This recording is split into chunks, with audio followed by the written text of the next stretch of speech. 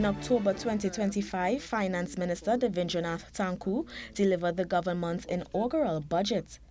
From cheaper fuel and laptops for Form 1 students to a revived Couva Children's Hospital and tax reforms, the Finance Minister reiterated the government's people-first approach. Since then, the government has been confidently saying, "Promise made, promise kept." One of the first orders of business following the general elections on April 28, 2025, was the recommissioning of the Couva Children's Hospital. The specialist children's hospital has treated hundreds of children thus far. Minister of Health Dr. Lakram Bodo also revealed plans to gradually expand the hospital's services. Some 545 successful surgeries have been completed at the Couva Hospital. Now, what we had to be careful about in doing surgeries at the hospital is we met a facility that was 10 years old, and therefore we had to be careful that we roll this out in a phased manner. Another day one promise was the provision of jobs.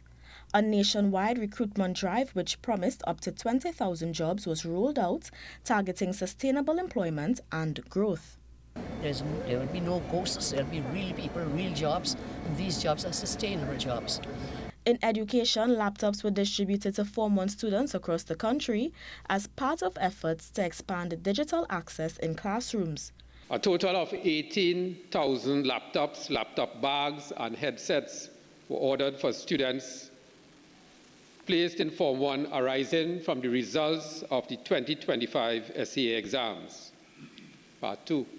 To date, 18,000 devices have been received, and all eligible Form 1 students in Trinidad and Tobago have received a laptop.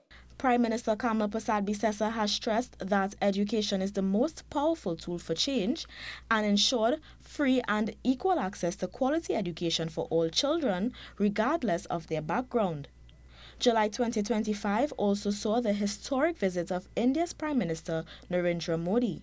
Prime Minister Prasad Bisesa and Prime Minister Modi signed 15 bilateral agreements covering health, education, agriculture, digital services, trade, justice, and culture, marking what both sides called a new era of cooperation.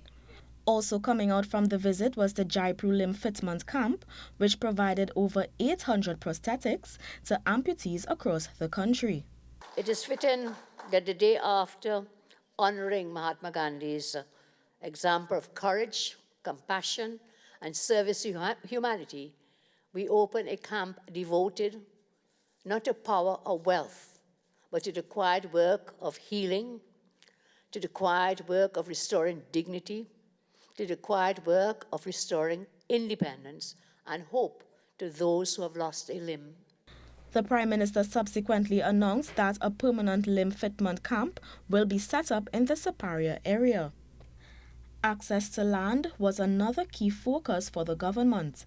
On January 27, 2026, Minister of Land and Legal Affairs Saddam Hussein launched the Land for the Landless program.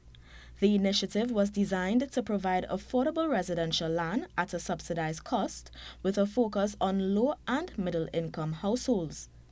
And this program was instituted to correct a deep and long-standing reality in our society, where too many law-abiding citizens, despite working exceedingly hard, found it very difficult to own a piece of land.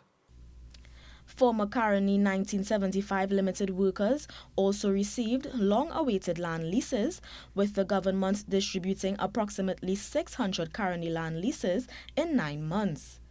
Minister Hussein said the distribution of these residential land leases represents another major promise fulfilled by the government. From healthcare to housing, education to employment, promise made, promise kept continues to define the narrative surrounding the administration's first year in office. I am Danielle John, reporting on the mandate Year 1.